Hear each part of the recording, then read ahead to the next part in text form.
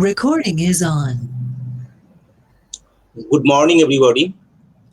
On behalf of Institute of Technology and Advanced Research, IITR, I welcome all of you to this program on blockchain and beginning of Dockers. The Institute of Technology and Advanced Research is working on different technologies, different current technologies. Blockchain is one of them. It is believed that blockchain is going to be a game changer. It will change the entire scenario, the way of conducting business. Today, we are fortunate, we are quite privileged that we have been joined by Professor Dr. Mohua Chakraborty. She is a senior faculty member of the Institute of Engineering and Management. She did her BTech and MTech from Calcutta University, and she did her PhD from Jadavpur University.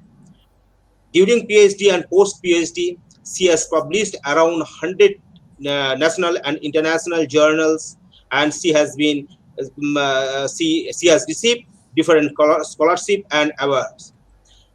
For last couple of years, she is working on blockchain technology.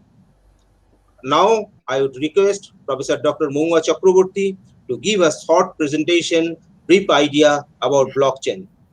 Madam, kindly start your program.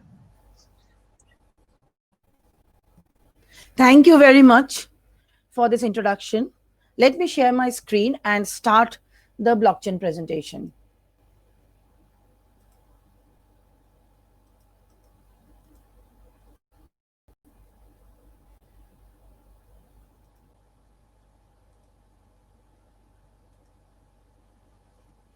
I hope I am audible and visible. The screen is also visible. Madam, the screen is not coming. Probably you have not shared the screen. The screen is not coming. Kindly share the screen. I have shared the screen. I have shared the screen. It is not visible. It is not visible. Yes, now it is visible, madam. It is now visible? Yes. It is absolutely visible. Okay. Let me make it full screen.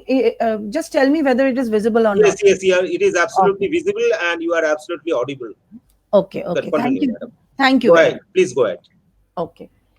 Now, the term blockchain is a buzzword in today's world. It consists of two words, block and chain. So if you are into investment or banking sector, or you have purchased something or some commodities from online shopping like Amazon, you must be aware of the term blockchain.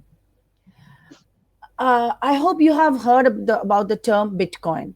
Bitcoin is a type of blockchain. There is a misconception that blockchain was developed by Satoshi Nakamoto in 2008.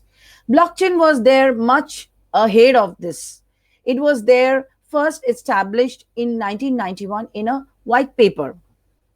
But Bitcoin was actually developed by Satoshi Nakamoto in 2008 in a white paper. So Bitcoin is a type of blockchain. Bitcoin is a type of cryptocurrency.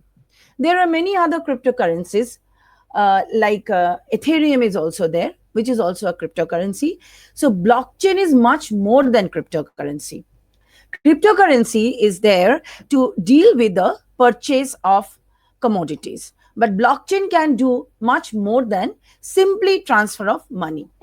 So let me go one by one to the various aspects of blockchain. As I said, block and chain, these are the two terms which together form the term blockchain. So block means, in traditional way, we can say that these are the building blocks.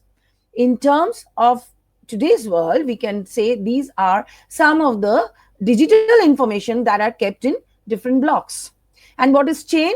Chain means these blocks are intermingled together, or they are tied together in a database, in a public database. But I will tell you what is the main difference between blockchain database and the normal public database.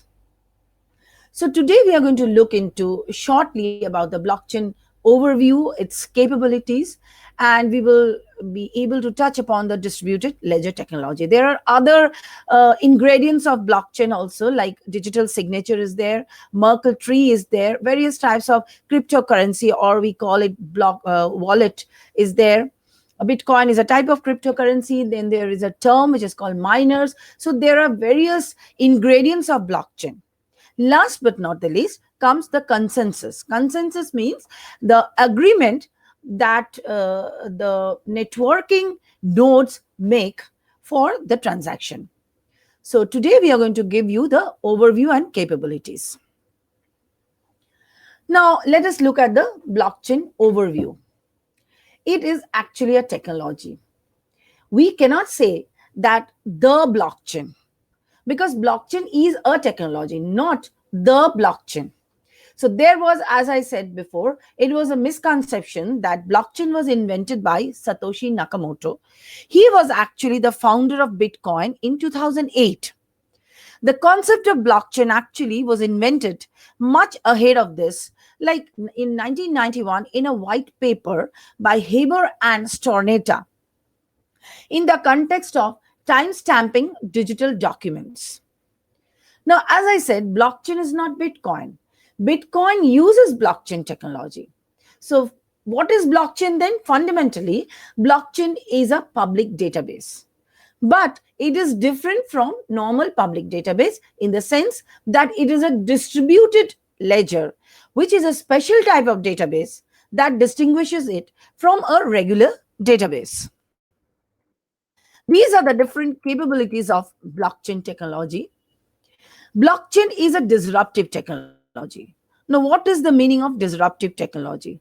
Disruptive technology is a technology that is used to undermine, or you can say to take a bit out of the normal traditional technology. So, what it can do? It is an innovative way of understanding the technology. It has some superior attributes that add to its capability. Now, blockchain is a shared, secured, distributed ledger that can be shared over a network by peer-to-peer network. So, as I said, it uses peer-to-peer consensus algorithms. There are various types of consensus algorithms, which are the algorithms that are used to make an agreement between the various nodes of the network. These consensus algorithms record and verify the transactions. So there is no manual verification. So it is absolutely secure. So it is decentralized in the sense that there is no centralized node in this blockchain technology. It is all distributed in nature. So let me go one by one. These are different blockchain capabilities and the various application areas. We must know what blockchain can do. So the first one is securing and sharing of medical data. Because we have worked upon it. There is a student who has worked under my guidance, and he has done this AI-based medical diagnosis and how to share this data, the report, over a secure network to the intended persons, because medical data is a very sensitive data and people do not want to disclose it to everybody. So we have designed a secure medical data sharing methodology by using the blockchain. So this is one promising application area of blockchain. Next comes music royalties tracking. So this is also a very important application area where the musicians get royalties through blockchain capabilities. It can be used for cross-border payments. Then real-time IoT operating systems also use blockchain technology. Blockchain can also be used for personal identity security, anti-money laundering tracking system. It can be used in supply chain and logistics monitoring. It can also be used in voting mechanisms, advertising insights, original content creation, cryptocurrency exchange, and real estate processing platform. So that we can see here that blockchain applications are far more than only cryptocurrency and Bitcoin. It actually creates a more transparent and fairness while doing business by time and money. This technology is impacting a variety of sectors in a ways that range from how contracts are enforced to making government work more efficiently. And these are all done by a term which is called a smart contract. Now, as I said, blockchain is a distributed technology. We call it a DLT. This distributed ledger technology is actually a digital system for recording the transaction of assets in which the transactions and their details are recorded in multiple places at the same time. So, unlike traditional databases, distributed ledgers have no central data store or administration functionality. So you can see here this ledger will include transactions, states, and conditions. So there are three components of ledger. Number one is transaction. Transaction means who is giving what amount to which person. Here, let's say P is an entity which tries to give an amount of X to an entity Q. So this is a transaction between P and Q. And what is the amount of transaction? Here it is X. So transaction is an entity of a ledger. Next comes the states. Here, P has n instances of X. Like P has made n number of transactions of X. So this is the state of P. And the last one comes the conditions. So the smart contract is written in this fashion. If transaction such and such happens, then this transaction will happen. So this is the method of writing the contract. And under the conditions also we have inferences. So if this state has happened, then we go to the next state. So actually it is distributed, means it is a network of nodes. So nodes are actually participants in the network, and they are the one who are governing the entire transaction system. And how do they do? We do not know anybody. Like these nodes do not know anybody, and they do not believe anybody, but they agree by consensus. In total, they agree to the network. So participants in the network govern and agree by consensus on the updates to the records in the ledger. So as there is no central authority or third party mediator, such as financial institution or the clearing house, so these are not involved. Every transaction you make in a blockchain has a timestamp, and it has a unique cryptographic signature. This is called the digital signature. So we will come across the digital signature. So digital signature and hashing, these are all ingredients of blockchain technology. So every record that you make, every record means every transaction that is made is recorded in the distributed ledger with a timestamp and a unique digital signature. So the making the ledger, so this is auditable and immutable. Once you write something into the blockchain, you cannot change it. If somebody wants to change it, then it will be reflected in the entire network, and all the transactions in the network, everybody will be able to see it, and it will be removed.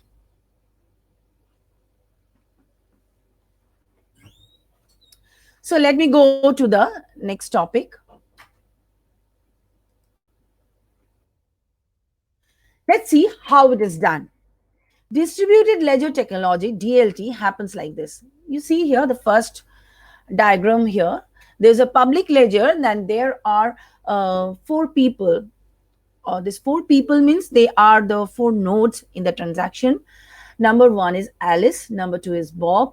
Number 3 is Jane. We have Jane here and Eve here. So in the public ledger consists of the public ledger of Alice as well as of Bob, Jane, and Eve. To begin with, we have in the public ledger, Alice has 100 dollars, let's say $100, and Bob and Jane and Eve, they do not have anything. Their amount is nil, so they are not making any transaction now.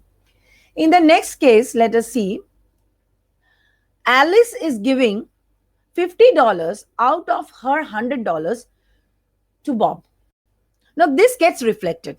See, in the first diagram, when Alice has $100, it is reflected in the public ledger of all the four entities. Now, when Alice is giving away $50 to Bob, so this is also reflected in the public ledgers of all the four entities. Next, you see, how is it reflected? Alice initially had $100. Now Alice is giving away $50 to Bob. So now Bob has $50.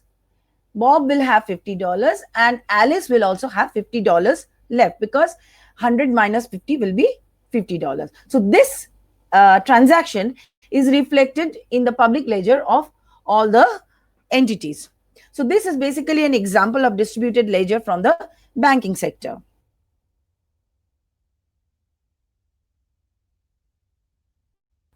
Next, let us see. So this gets reflected here. Now, in the next transaction, you see, Bob wants to send Eve $30. So this is a valid transaction because Alice has given Bob $50. Now Bob is having $50. Initially, Bob was having nil. Now Bob is having $50. He wants to give $30 to Eve. So this is a valid transaction. And so he can give it, and it is reflected in the public ledger of all the entities. Next, you see, look at this diagram. Here, Alice wants to give $80 to Jane. Do you think this will be a valid transaction? No, because Alice initially had $100. She has already given away $50 to Bob. Now she is left with only $50. So in no case can she give $80 to Jane. So this is not a valid transaction, and it gets reflected in the public ledgers. So you see here, this $80 is not a valid transaction. So whatever you do, if you want to do a fraud, then also it gets reflected, and immediately that particular block is taken away from the blockchain. So each and every transaction, as I said, is kept in a block. That is why it is called a blockchain, because once you introduce a block, that block remains there and it is immutable. Like here, the block that creates a transaction between Alice and Bob of $50. So Alice will be having only $50. So this is a valid transaction. Now this block is already created. Now if Alice wants to give away $80, this is not a valid transaction. So this will not be added to the blockchain. So this is an example from the banking sector. Now, a typical business uses multiple ledgers to keep the track of asset ownership and asset transfers between participants in its various lines of businesses. So basically, ledgers keep the record of businesses' economic activities and interest. So this is a typical ledger type, which gives the different heads. You can see the account type and the cash, what type of transaction date it is. Transaction date is given in one column. Transaction details, like so here it is given expenses for January, then tax withheld. These are all the transactions that are being made in the banking sector. So next column is the reference column. So what is the reference number? Then debit, credit, and balance. So this is already there in the distributed ledger technology. Now here, this is very important. Alice, Bob, Carol, Dave, and Ed. So these are the 5 entities which are into the blockchain. They do not believe each other. They do not share information, and they don't trust each other also individually. But what is important here for blockchain is that they trust the group as a whole. How do they trust it? By some consensus mechanisms, which we can deal with in the later half of the lectures in the next day. So here we come to the new networks that I want to tell you. The difference between, we have been talking about distributed ledgers. Let us see what it is all about. We have, you see at the left hand side, this is a centralized type of network where there is a central node and all the other nodes are connected to the central node. So this is a centralized authority. The central node is responsible for controlling the entire network. Now, this is a type of decentralized network where there are a large number of decentralized nodes, and under their control, there are several other intermediate nodes. So, this is a type of decentralized network. Now, blockchain is a distributed ledger, meaning there is not a single central node. All are distributed in nature and all are connected to each other in a mesh formation. Now, there are two differences in distributed ledgers. Here you can see in one network, the nodes are given in pink color, and the other network, the nodes are given in blue color. So blockchain basically is divided into two parts. One is called the private blockchain and the other one is called the public blockchain. So in public blockchain, which is pink in color, these are all users are all anonymous. Each user will have a copy of the ledger and they participate in confirming transactions independently. They do not know each other. They do not trust each other individually. But what they trust is the total network as a whole due to the consensus mechanism. At the right hand side, you can see it is also a distributed ledger, but the nodes here are blue in color. But these are not anonymous nodes. They know each other, and this is called a permissioned blockchain, and or it's called a private blockchain. So permission is required for users to have a copy of the ledger and participate in confirming transactions. So for the permission ledger, for the permission blockchain, if you want to be a part of that blockchain, you must have the permission. So this is the difference between the two types of distributed ledgers and how distributed ledgers are different from the centralized and decentralized ones. Now, this is an important concept of blockchain. As I said, this is a very important ingredient of blockchain also, a digital signature. Basically, digital signature is a mathematical scheme for verifying the authenticity of digital messages or documents. It uses some of the hashing algorithms, which we can learn later on. Digital signature uses hashing algorithm, and it can use asymmetric cryptography. Now, to recollect, what is cryptography? Cryptography is the study of hidden messages. If you want to send any message, like I am going to the college, suppose I say, so this is called a plain text message or the original message.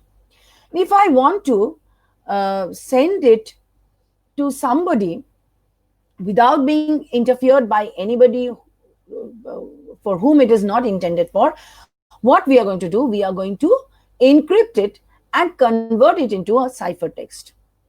So this is called cryptography. Now, cryptography, there are two types of cryptography. One is called the symmetric key cryptography, and the other one is called the asymmetric key cryptography. In symmetric key cryptography, we can use same key for both encryption as well as decryption. Encryption is the process of converting the plain text to a ciphertext, and decryption is the process of converting the ciphertext back to plain text. But in asymmetric key cryptography, two different types of keys are used. One is called the public key and the other one is called the private key. Now, these two keys are generated by some asymmetric key cryptographic algorithm. For example, RSA algorithm is a very famous asymmetric key cryptographic algorithm. Now, in digital signature, we normally use asymmetric key cryptography. Now, there are two properties which are required. First, the authenticity of a digital signature generated from a fixed message and fixed private key can be verified by using the corresponding public key. Normally, what we do, we use a private key to sign the document, and we use a public key to verify the document. So, public key, private key pair must be introduced in digital signature. Secondly, it should be computationally infeasible to generate a valid signature for a party without knowing the party's private key. Now, private key is very important here, because if you if the private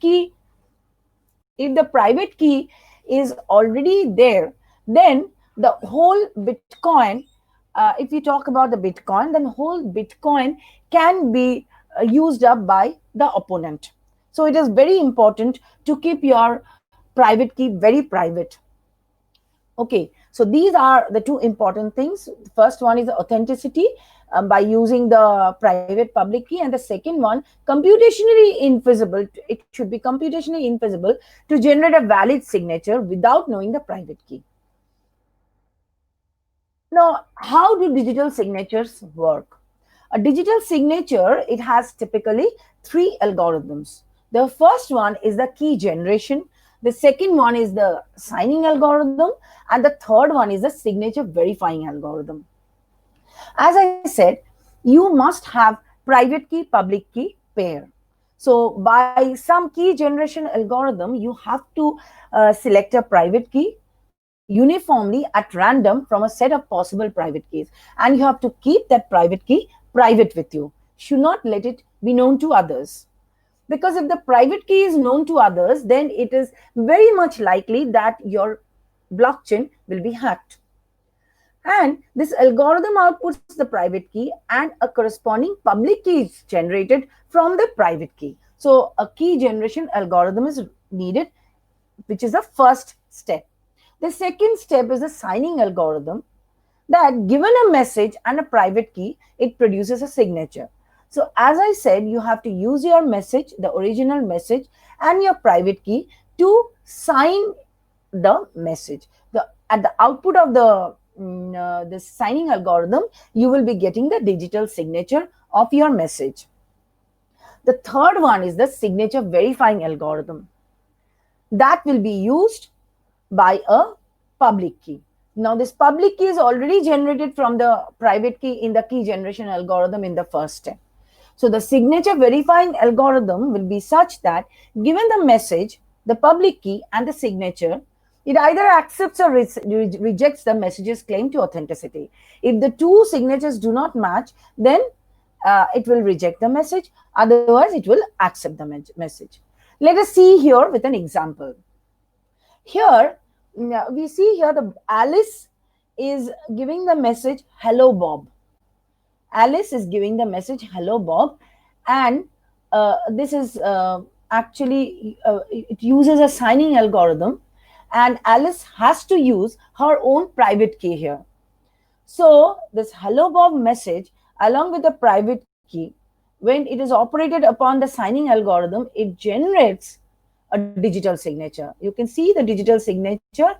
The "Hello, Bob" is the original message, and you can see here BE459576785039E8. So this is the digital signature of the message that Alice wants to send to Bob. Now this digital signature goes to the verifying algorithm along with the Alice's public key. You see here the green colored key is the Alice's public key. So public key always is there with Bob. So public key, from the name itself, we can understand that public key is freely available to everybody. So if Bob gets a message from Alice and Bob wants to verify that this message has actually originated from Alice, then he has to use Alice's public key and operate it on the verifying algorithm along with the message that is coming from Alice, in this case the digital signature. And if he gets "Hello, Bob," then he can verify it. Otherwise, if he does not get that particular message, the meaningful message, then maybe the message is modified in between. So Bob will immediately know that it is not a compromised message, and definitely it will reject it. Let us look at example 2. Assume that you were going to send the draft of a contract to your lawyer in another town. You want to give your lawyer the assurance that it was unchanged from what you sent and that it is really from you. So it is between you and a lawyer.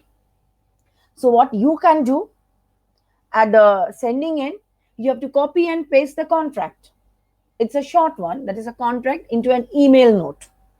Using special software, then you can get a message hash. As I said, digital signature is basically uh, a messaging hash. Also, we call it the digest, message digest of the contract, because later on we can see that hashing algorithm will produce a hash which is a very small number as compared to the message. So a message can be of any length, but when it is operated upon the hashing algorithm, it will give an output which will be of fixed length.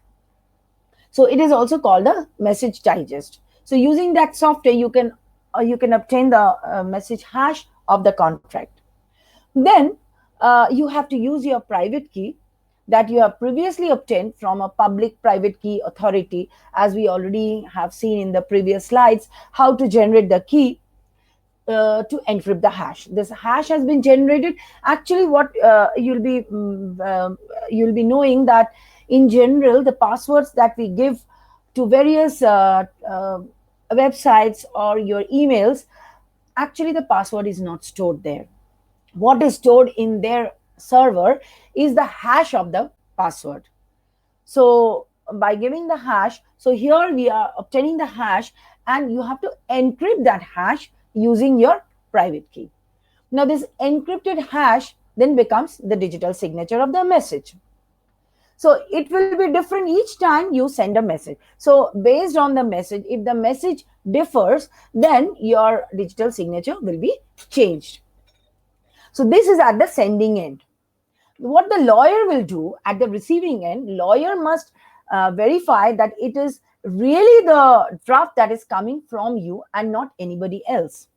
So what he will do to make sure that it's intact and from you, your lawyer will again create a hash of the received message. The lawyer will create a hash of the received message. Then the lawyer will use the public key of the public private key that you have generated. That means your public key, which is easily available, to decrypt the message hash or the summary. If these two hashes match, then the received message is valid. So I hope you understand. The lawyer is getting the hash of your message. He will again make a hash of the received message, and then he will decrypt the message hash with your public key, and it will match the two hashes. If these two hashes match, then the lawyer can assume that it is coming from you and that it is intact. This is another example. You see here, this is an example where Jane is there who signs an agreement to sell a timeshare using her private key. The buyer receives the document. The buyer who receives the document also receives a copy of Jane's public key, because public key, as you know, is easily available. So what it does, if the public key cannot decrypt the signature through some cipher algorithm, then it means the signature was not coming from Jane, or it has been changed since it was signed. So the signature is then considered invalid. You see here, Jane has created the hash code. This is the hash code. Then Jane will encrypt the hash code with the private key of its own. And then this is the digital signature. Digital signature will go to the receiver. The receiver will again produce the hash code of the digital signature, and then he will decrypt the signature. So on one hand, he's taking the digital signature and creating the hash, and on the other hand, he's taking the digital signature and he is trying to decrypt the signature with the public key of the sender. Now, if these two hashes match, then your authenticity will be verified. So I hope it is clear. To protect now the integrity of the signature, we have to use some algorithm which is called public key infrastructure, or PKI, which requires that the keys be created conducted and saved in a secure manner, and it often requires the service of a reliable, which we call the certificate authority. So digital signature providers are there, like DocuSign is there, which produces digital signature. They have to meet the PKI document requirements for safe digital signing. Now, this is more or less the rough structure of blockchain. There is a Merkle tree also. So I'm not going into details of Merkle tree. So this we can have it in the later lectures. So, so let me come to this. Why block? Let me come to this wallet. This is very important. A blockchain wallet is actually a digital wallet. Just like you have your wallet, you keep your notes over there. In this digital wallet actually allows users to manage the Bitcoin and Ether. Now, what is Ether? Ether is the wallet or the account currency of the cryptocurrency, which is called the Ethereum. A cryptocurrency wallet actually is a software program. It can store the private and the public keys, and it can interact with various blockchain to enable users to send and receive digital currency and monitor their balances. There are various types of cryptocurrency wallets. You can have desktop wallets, you can have online wallets, then you can have mobile wallets. There is a hardware wallet, which is a special type of Bitcoin wallet, which stores the user's private keys in a secure hardware device. They basically have this advantage over the standard software wallets. Private keys are often stored in a protected area of a microcontroller, and they cannot be transferred without out of the device in plain text.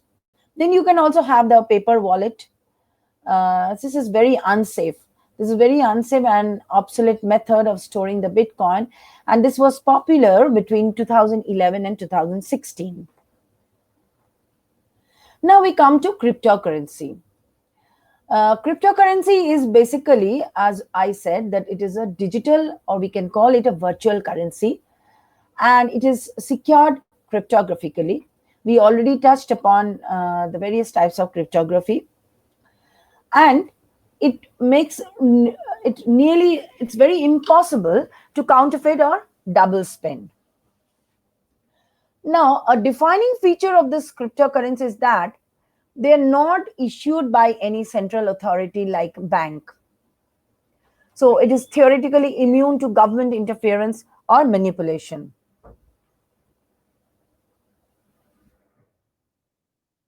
So various types of cryptocurrencies are there, like Litecoin, Ethereum, Ripple, Bitcoin Cash, Ethereum Classic, Zcash, Stellar Lumen.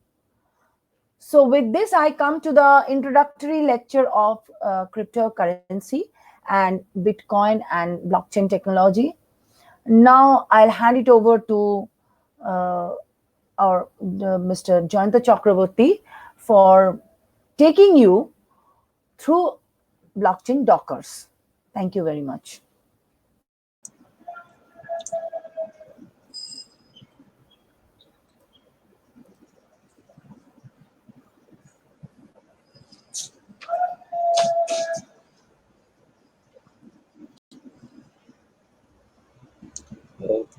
Thank you, madam, for sharing a brief introduction about the blockchain and the blockchain technologies. And in the coming program on 2nd October, we'll organize some practical demonstration on blockchain as well as on Dockers, the installation of Dockers and how to make use of Dockers. We hope that we will get your support in the future program also. On 2nd October at 12 noon, we have organized a second program where we will give more ideas about Dockers and Dockers as a container, the use of Dockers in blockchain technology, the different aspect, as you have shared, the different aspect of blockchain technology as a Bitcoin, as well as beyond Bitcoin, or rather beyond cryptocurrency, the use of blockchain, because blockchain earlier when it was invented, it was considered as a cryptocurrency only. But with the advancement of technology and with the introduction of Hyperledger, now it has been seen that blockchain is not limited.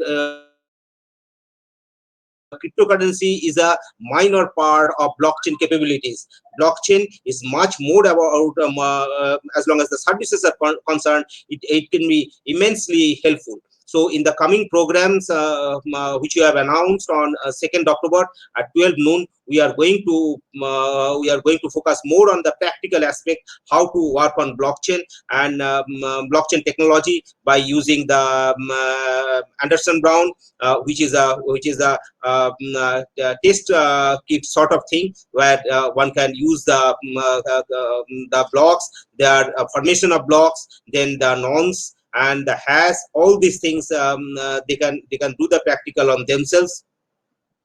And all the lectures and the programs that we are conducting, that will be available in public domain, and in IITR YouTube site it will be available for general public view.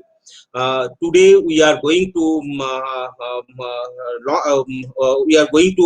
put up this recording, or the upload this recording into our YouTube video, YouTube site and YouTube channel, and then we'll share that channel through WhatsApp, as well as through Gmail also. It will be available in the IITR Facebook account as well as LinkedIn account. So and all the future lectures we are committed to the public as a service to the society, since you know that IITR is basically a trust and providing service to the society. So we are making all these materials available in the public website. Thank you, madam, for giving us your precise time, and we hope that in future you will continue your support so that we can progress further on advanced technologies. Thank you, madam. Thank you very much. So we will close today's program and we will share the link. Thank you all for joining. Thank you.